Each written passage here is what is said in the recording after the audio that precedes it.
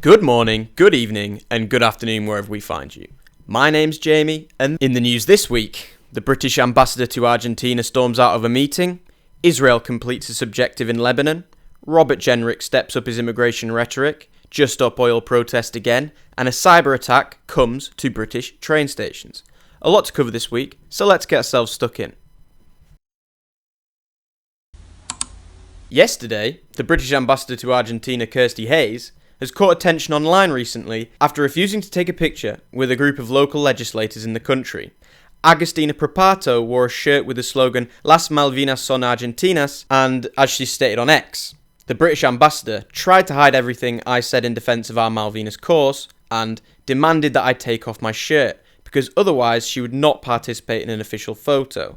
I do have the original quote here in Spanish, and I can speak Spanish, but I'm not going to today because I'm fucking terrible at it. It seems pretty reasonable to me. I wouldn't go to Bordeaux wearing the Duchy of Aquitania's English frock, would I? Despite the fact that it is objectively true, and a much stronger historical claim than the one offered by Argentina with regards to the Falklands, diplomatic relations are extremely important. You have to be able to read the room. I'll give an example. David Lammy, our Foreign Secretary this week. No disorder.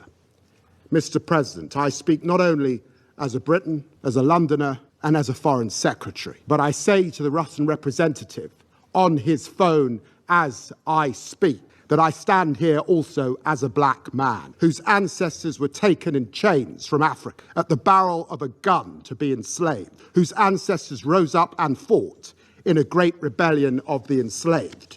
Imperialism, I know it when I see it, and I will call it out for what it is.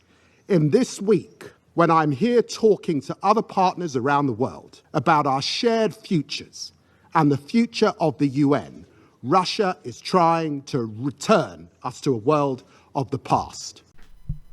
Do you? Are you sure, David? Because to me, you kind of sound tone deaf. Perhaps the Malians and Cameroonians can catch you up on the reality of slavery in their own countries. Perhaps Putin can tell you himself why his ethnic group is named after the English word for slave. Seriously, if you think your victim complex is strong, being a British man, try being a Russian and see how far that gets you. They are experts at it. They invaded an entire country because its capital was in the Kievan Rus in the 900s. They've had a chip on their shoulder for about 700 more years than you. I guess what I'm trying to pry out of this story is that Agustina, bless her, does not possess the maturity required to represent an entire nation. This is why she is a local legislator and not a national one. And it's a shit story, basically, only existing because people like me and people like them will get active about it. I guess I fell for the bait, because the Falklands are clearly British. The Falklands are British. And I'll tell you why. In the 1700s, British sailors established a colony on the uninhabited Falkland Islands, decades before Argentina as a country even existed.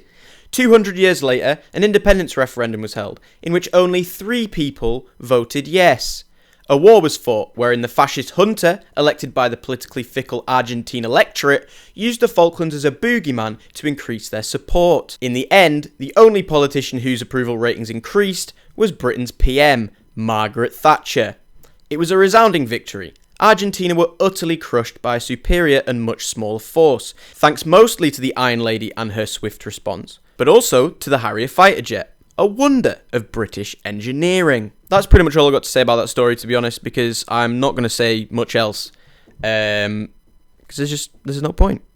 You know? They're British. Nothing about them is Argentinian, as much as they like to cry about it. They're descendants of Spanish colonial, conquistadors telling us that we're colonizers. It's pretty rich, to be honest. Moving on. Israel has just announced that the leadership of Hezbollah have been completely wiped out. Over the last 5 days, Israel responded to border attacks on Israeli settlements with precision strikes. Firstly with pages, now with the method of deployment of the detonation of these... Firstly with the pages, next with the walkie-talkies, and then with the precision airstrikes. Now, the method of deployment for the detonation of these pages is still disputed, but if you want my opinion, I don't think they were equipped with external explosives or blown up remotely by radio waves, having not been technically altered at all. I think it's likely a combination of the two. It's common knowledge that chips produced in Taiwan and pretty much everywhere in the world have what's known as a backdoor, wherein battery, RAM and storage can be accessed remotely. However, the explosions themselves look like the batteries themselves were altered or pressurized in some way to exacerbate the explosion. It is not unlikely that Israel had direct access and comms with the chip companies and manufacturers. In fact, it's almost certain that they do, because Israel, with a booming tech economy, basically needs to be in tight contact with these manufacturers in order to make the products that they make. So, knowing about backdoors and stuff like that is not entirely out of the question. In fact, everybody knows about backdoors, and they've always been a thing. Part of the reason Israel's attacks have been so successful is in part due to their clandestine nature. After the pages, the walkie-talkies began to explode. After the walkie-talkies came the precision missiles, a highly planned, phased approach which sought to remove the entire executive office of Hezbollah. There have been numerous casualties, many being women and children, and the reality is becoming more and more obvious as the months of this war continue, that Israel will be the victors, no matter what. The question we must ask now is, what next? Will Iran finally respond, or will they shrink in the face of danger? Will Israel have something similar planned for them, maybe? Something similar, most likely. We'll begin to see bids from Israel seeking support for air reconnaissance, ordnance, and eventually strikes on Iran. It does not seem likely that Iran has the facilities themselves to deal with this, and unless another country gets involved, I don't think Iran will be able to face up to the pressure. The question is, how far is Israel willing to go? Another point I would like to make is that Israel is not threatened by a war on all fronts. They've done it before with much less resources, and they're able to do it again. They deem it appropriate as well. In 1968, Israel conquered Lebanon, Syria, and Egypt in 6 days, completely outnumbered. They have the facilities to do it again, and probably a few more times over. And that's just the truth. Many of you watching will be sympathetic to the Palestinian cause. I share your sympathies for the people of Palestine too, and actually find the rich culture and history of the people to be one of the most powerful cultural identities in the world today, despite its very small population. Palestinian people I have met, unlike Brits and Americans today, have intricate understandings of the world that are underpinned by a strong sense of self-awareness. This vibe has been completely whitewashed by Western activists. This is because they do not understand the implications of the rhetoric they are using. While it is the role of Hamas and PLO to encourage their message to spread, I think it wholly responsible of most Western activists to follow suit. It is your job, as it is for the US with regards to Israel, to seek a solution that breaks this exact cycle. You can complain about the US and its role in supporting Israel, or you can learn from them and understand that if you reject politics, you wish for the worst outcomes for civilian lives. It is your job as Western activists to find a political solution or to carve one out based on realistic outcomes. This will have to involve subverting the message of the Islamists. There is a cold war going on between Russia and the West, and each side will use whatever adjacent movement they can to find an ally with. It is your responsibility to promote the liberation movement in a way that doesn't invite foreign interference into your own system. So far, you have failed at this, and Iran thanks you for your service, for helping to create the paper tiger of the Israeli jihad, whose phantasmatic power was severely overestimated by you. Because at the end of the day, there is a political solution in these Western systems, and the more you behave and act as if there isn't a political solution, and the more ridiculous things you find yourself doing, unfortunately, it doesn't bode well for your movement until the system that you're kind of railing against and kind of fighting against, even though you don't have to, just kind of begins to resent you and no longer listens to you. And it's kind of extremely unfortunate for people who've been supporting the Palestinian cause, who aren't just communists, because you either have to become one of those, or you are completely shut out of the dialogue and end up being welcomed into the Israeli crowd. Ireland in the 20th century, the Melian revolt in ancient Greece, and the French Revolution has taught us anything, it is that stable governments with complicated pasts are most preferable to a constant state of war. Human capital is being wasted right before your eyes. The Palestinian people are some of the best educated in the world, and you're encouraging their martyrdom as if their brilliance won't be needed in peacetime. In other news, Robert Jenrick, a potential candidate for the Tory leadership, decided to play devil's advocate to Badenoch's recently announced plan to introduce a points-based immigration system. His counter-policy, while it doesn't necessarily conflict with the potential implementation of a points-based system, does redirect the rhetoric from debating multiculturalism and whether or not it works to dealing with immigration as a national security issue. His plan to cut foreign aid and withdraw visas from citizens to countries that refuse to take back asylum seekers is said to combat the ever-increasing difficulty of the Home Office to execute deportations. While this will work for half the job, there are still immense amounts of resources given by various sources, public and private, to subvert and to game the system from within. NGOs and charities spend billions each year on asylum applications, deportation appeals, and everything in between, such to the point that the Church of England at one point was offering drop-in baptism sessions, presumably in order that clients of these NGOs can be put into an apostasy situation where in their home country, which most of the time are Muslim, deem them unsafe to return for religious reasons. If Jenrick wants to take back his silent majority of Reform voters and undecideds, and dare I say it, even some Lib Dem and Labour voters, he must connect his comments together. I'd also like to add that when I was editing this video, I came across Kemi Badenoch's media tour today, and I'd like to say that she's actually done this very well. She was talking about a lot of the things that I was speaking about just then, the system itself, and how basically a lot of companies and NGOs and people like that put a lot of resources into making the system more expensive and not actually work the way it's intended. So it's pretty good to see a Tory leadership that's actually finally addressing the problem of immigration and not just brushing over it and using slogans.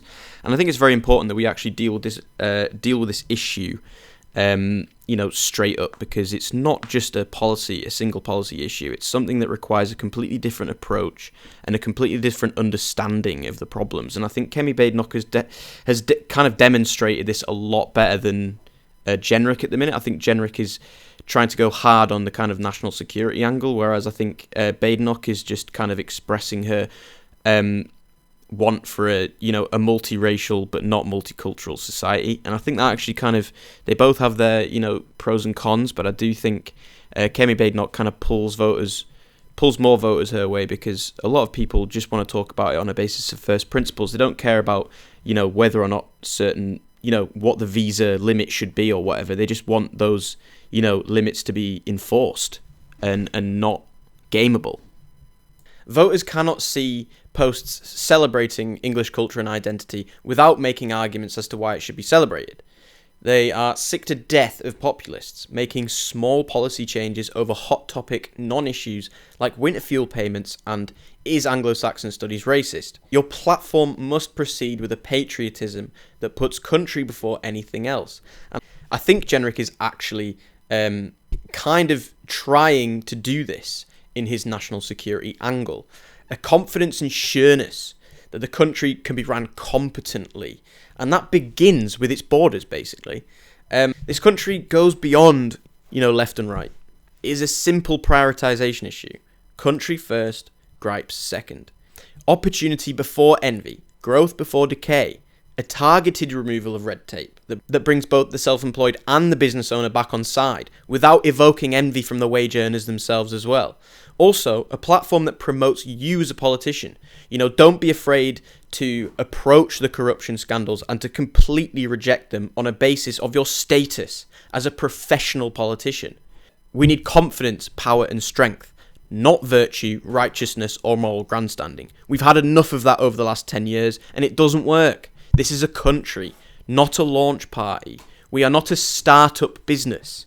We are an established nation that has a long history of promoting human rights, freedom, and the principles of Western democracy across the world. And this has a merit of its own. Next, 2 Just Up Oil protesters have been arrested after splashing Van Gogh's sunflowers for a second time.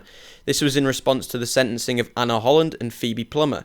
Phoebe got 2 years in prison and Anna received 20 months, both for criminal damage. Might I also add, civil disobedience is very cool. We get it. You're young and hungry for justice, but unfortunately that comes with caveats. You need the 2-year prison sentence. You need the headspace and time away from the house so you can write your book. You need the prison time so you can go on podcasts and talk about your time in prison. This is a career maker, especially for the bright and verbose Phoebe, who I am confident that if she works hard in these next 2 years, she could have a great career, burning through donation money and ranting about collectivism. I support her. In fact, I wish her well, and I can't wait to see her in her Malcolm X era. So please, don't make it harder for me to like you by crying about the repercussions for your actions. Own them, and let them shape you as a person. A man has been arrested for conducting a cyber attack on 20 railway stations that used the local Wi-Fi's login page to show this poster. This poster.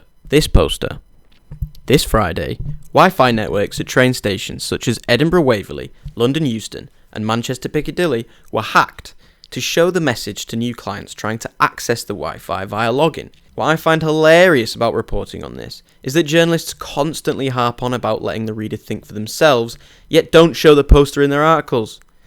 Politics UK just blurred it out. The Independent calls it an Islamophobic message, before obviously further describing the message in the 5th paragraph, under, already under a layer of, photos and adverts. And I'm going to show it to you. Here it is. Is it Islamophobic? Yes. But there's a certain sensitivity around how the information is ordered and digested. The journalists really want to emphasize this kind of assumption of shock before the details themselves are shown, just so you can, prepare for it and already think about how you feel about it before you've seen it. Great work, I personally think, and it does good work to shut down anti-immigrant sentiment, particularly with regards to their largest group, Islamic peoples, which is what the poster was directed at. I do think that the anti-immigration crowd in this instance need to tread carefully. Although the poster itself gets straight to the point, they need a more systemic approach to their dispensation of messages just like this. I can see this being an isolated incident and having no follow-up the week after. I would argue that first, the word Islamophobia would need to hold less power in this instance, because before you've read the message, you've already gone, oh, I've read the article about it, and the article says it's Islamophobic, so I don't need to know anything else. But in reality, what does Islamophobia mean? You need to redefine Islamophobia, not as an irrational hatred, but as a fundamental and civil disagreement with the ideas within the culture itself.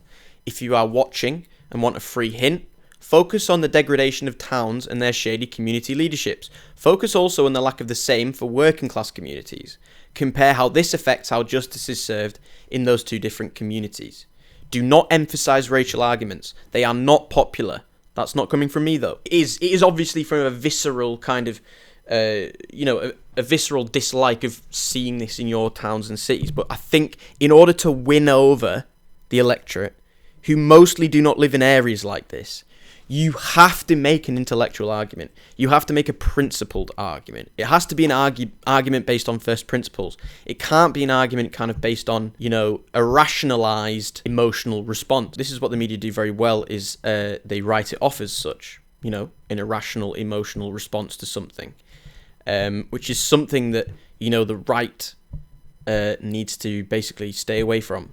It needs to become a lot more of a civilized kind of orderly. Think of the suffragists as opposed to the suffragettes. I think right now what is happening is that activists today are doing too much suffragette stuff and not enough suffragist stuff. For Hope Not Hate et al. And everybody else with basic empathy, this must be downplayed and written off as much as possible. Don't let your grip over accusations such as Islamophobia and racism loosen. Pick your battles wisely, and when you do, milk the shit out of it when you catch them out, as you did with the riots and the misinformation surrounding the stabber in Southport. Milk the shit out of it. Make sure that none of their arguments can be taken seriously, and you will essentially win the battle. Yeah, so basically that's all today, folks. I hope you've had a good week. Covering a lot more stories today. But yeah, I hope you've enjoyed this one. I'm starting to get comments as I've posted on YouTube, but I would like to say to you guys, if you've made it to the end of the video and you are enjoy my videos. There's many more videos like this on Twitter, on my X, at JamieSFF. So if you want to see the other videos I've done, throughout the last few weeks or so, take a look. I also tweet a lot. YouTube it's not my website. I just put stuff on YouTube because YouTube is an incredibly powerful tool. It's a great website. As much people hate to complain about it, it's a really good platform, and it's much better at getting people to engage and stick around. But yeah, another thing is I would also like to say, if you are watching on Twitter and you're just kind of scrolling and don't want to, watch it in full screen, just stick me in the corner while you scroll. You don't even have to listen. Just stick me in the corner. But yeah, hope you enjoy. I'll be back next week for more news. I'm currently training to be a journalist at the minute. So yeah, I'm taking a lot more time to make my videos, but I'll try. I'm trying once a week at least. So yeah, thank you. Goodbye.